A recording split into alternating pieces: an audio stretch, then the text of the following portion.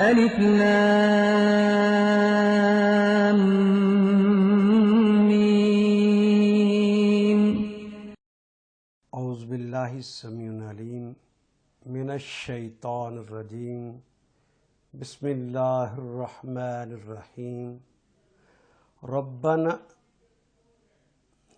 پھر سے والذین یقولون ربنا هب لنا من ازواجنا وذریاتنا قرۃ اعین وجعلنا للمتقین اماما.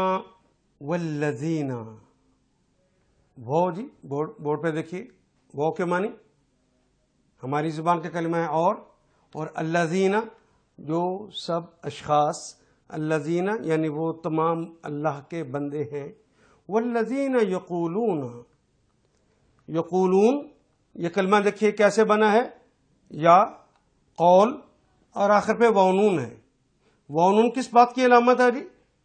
بالکل ٹھیک، جمع کی علامت ہے. اور یہ پھر شروع میں مضارع کی علامت آ گئی. قول تو ہماری زبان کا کلمہ ہے. یقولو وہ کہتا ہے یا کہے گا، اور یقولون وہ سب کہتے ہیں یا کہیں گے.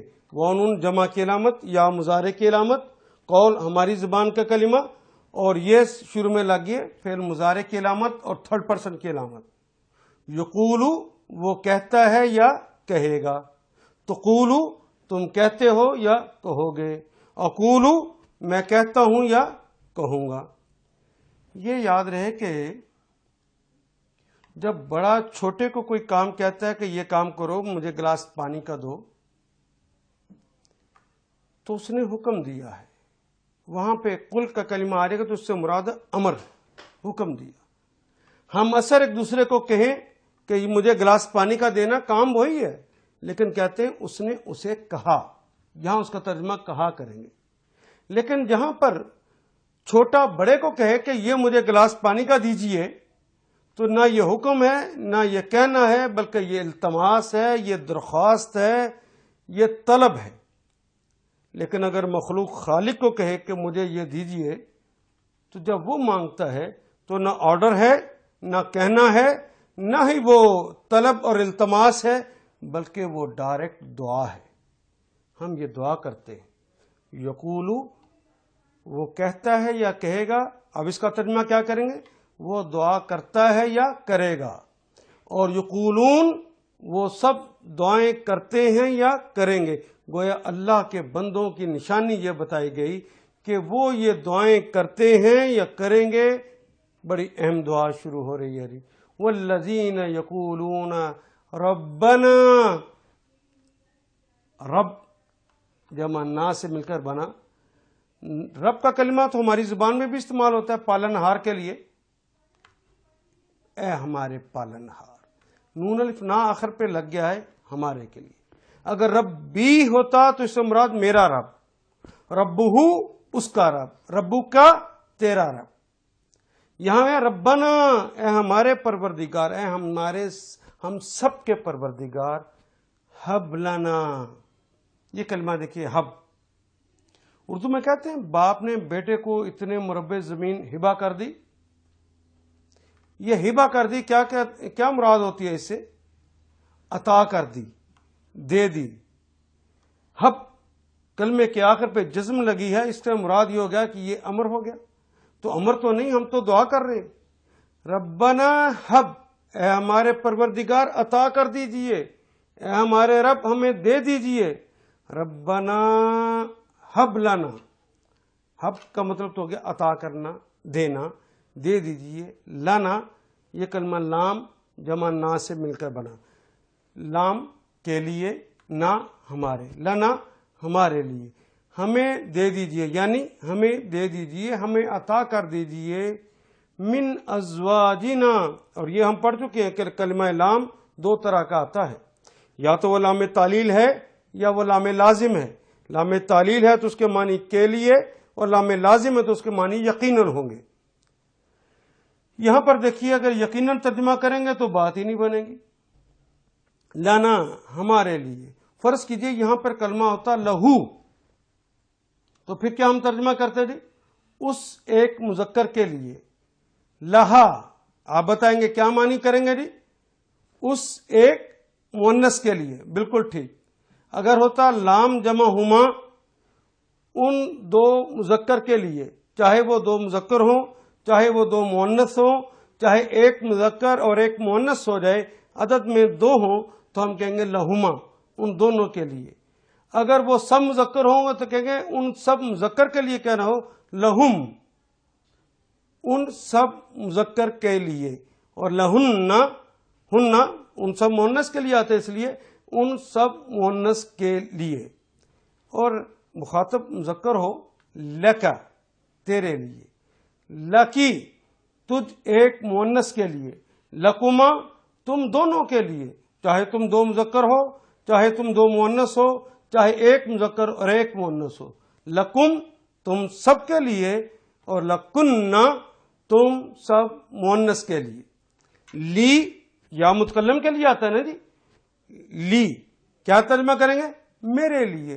لی حب لی، میرے لیے دے دیجئے، مجھے عطا کر دیجئے. حب لنا، ہم سب کو عطا کر دیجئے. لام کے لیے اور نہ ہمارے، ہم سب کو عطا کر دیجئے. من ازواجنا، من سے ہماری زبان کا کلمہ. ازواج جمع زوج کی ہے، پلس نہ ہمارے. یہ کلمہ زوج اردو ادب میں، یہ کلمہ جب ہم استعمال کرتے ہیں زوجہ، یہ عربی کا کلمہ نہیں ہے. فارسی میں، پنجابی میں، اردو میں زوجہ استعمال کرتے ہیں زوج کی مؤنث کے لیے. عربی مبین میں زوج کا مطلب ہوتا ہے جوڑا. مذکر کے لیے اس کا مؤنث اور مؤنث کے لیے اس کی مذکر، یعنی مرد کے لیے اس کی بیوی اور بیوی کے لیے زوج اس کا شوہر ہے. دونوں ایک دوسرے کے زوج ہوتے ہیں. مراد ہوتا ہے جوڑے. ہم اردو ادب میں کہتے ہیں شریک سفر، شریک حیات، یہ ترجمہ ہم کرتے ہیں. ہمارے شریک سفروں سے ہمیں عطا کر دیجئے. وَذُرِّيَّاتِنَا، واو کے معنی اور ذریت پلس نا. ذریت کسے کہتے ہیں؟ ذریت آدم، آدم کی اولاد. یعنی ذریت سے کیا مراد ہے؟ اولاد. نہ ہماری، اور ہماری اولاد سے ہمیں عطا کر دیجئے. ربنا ہب لنا من ازواجنا و ذریاتنا، اے ہمارے پروردگار ہمیں عطا کر دیجئے ہمارے شریک سفروں سے اور ہماری اولاد سے. ذریتنا، ہماری ذریت سے، ہماری اولاد سے. قرۃ اعین، قرہ کہتے ہیں ٹھنڈک کو، قرہ کہتے ہیں تازگی کو، اور قرہ کہتے ہیں آسودگی کو. گویا ہمیں آسودگی عطا فرما دیجئے، ہمیں ٹھنڈک عطا فرما دیجئے، ہمیں تازگی عطا فرما دیجئے. آیون، عین کی جمع آیون، آنکھوں کی. ہمیں آنکھوں کی ٹھنڈک، آنکھوں کی آسودگی، آنکھوں کی تازگی عطا فرما دیجئے. کہاں سے؟ من ذریتنا، ہماری اولاد سے. اور اس سے پہلے کہا ومن ازواجنا، یعنی خاتون پڑھ رہی ہے اس قرآن حکیم کی آیہ کریمہ کو تو اس سے مراد اس کے شوہر سے اور اس کی اولاد سے. اور اگر مرد پڑھ رہا ہے تو اس سے مراد اس کی بیوی اور اس کی اولاد ہے. ان سے ٹھنڈک عطا فرما دی. قرۃ اعین، آنکھوں کی ٹھنڈک. وجعلنا، واو کے معنی اور. اجعلنا، جعلا اس نے بنایا، اجعل بنا دے، نا ہم سب کو. اجعلنا، ہمیں بنا دیجئے. اب دعا ہو رہی ہے. وجعلنا، اور ہمیں بنا دیجئے. للمتقین، یہ دیکھیے دو لام شروع میں آگے، باقی وہی کلمہ جو متقی ہم اردو میں بھی استعمال کرتے ہیں. اور آخر پہ یانن جو ہے وہ تو جمع کی علامت ہے. یانن جمع کی علامت. شروع میں کیا لگ گیا جی؟ دو لام. دو لام کے بارے میں ہم نے پڑھا تھا کہ ایک لام ہو تو یا تو وہ لام تعلیل یا لام لازم. لام تعلیل ہو تو اس کے معنی کے لیے، اور لام لازم ہو تو اس کے معنی یقیناً. اور یہ سیاق و سباق ہمیں بتا دیتا ہے. اور العموم ایسا ہوتا ہے جس لام کے اوپر زبر ہوتی ہے وہ یقیناً کے معنوں میں ہوتا ہے، سوائے اس کے کہ اس کے ساتھ ضمیریں لگی ہوں. اور یہ دیکھیے دو لام کٹھے آ جائیں تو دو لام جہاں بھی آئیں گے تو یہاں سیاق و سباق میں دیکھنے کی ضرورت ہی نہیں ہے، بس اس کا ڈائریکٹ ترجمہ کر دیجئے کے لیے۔ متقی اردوئی کا کلمہ للمتقین، اتقیاء کے لیے، متقیوں کے لیے۔ اماما، یہ دیکھیے امام کے کلمہ، اس کے اوپر دو زبریں اور ایک الف کا اضافہ ہوا ہے۔ ہم نے پڑھا امام کسے کہتے ہیں ہماری زبان میں؟ پیشوا کو۔ امام کہتے ہیں سربراہ کو، امام کہتے ہیں لیڈر کو، اور امام کے ایک اور معنی بھی ہوتے ہیں۔ امام کے معنی ہوتے ہیں پہل کرنے والا، ہمیں پہل کرنے والا اور سب سے آگے نکل جانے والا، سب کا سربراہ بنا دے۔ للمتقین امامہ، ہمیں اتقیاء کا امام بنا دے۔ ہم نے پڑھا امام کے بعد یہ جو دو زبریں لگائی گئی ہیں اور ایک الف کا اضافہ کیا گیا ہے بطور امام، یعنی ہمیں اتقیاء کا امام بنا دیجئے، یہ دعا کی گئی۔ للمتقین اماما والذین یقولون ربنا ہب لنا، اے ہمارے پروردگار ہمیں عطا کر دیجئے، من ازواجنا، ہمارے شریک سفروں سے، وذریاتنا، اور ہماری اولاد سے، قرۃ اعین، آنکھوں کی ٹھنڈک، وجعلنا للمتقین اماما، اور ہمیں اتقیاء کا امام بنا دے۔ یہ سب سے بڑی دعا ہے جو اللہ نے اپنے بندوں کو خود سکھائی ہے۔ آپ میرے ساتھ خود ترجمہ ایک دفعہ کیجئے۔ والذین یقولون ربنا ہب لنا من ازواجنا وذریاتنا قرۃ اعین وجعلنا للمتقین اماما۔ کوئی ترجمہ کر سکے؟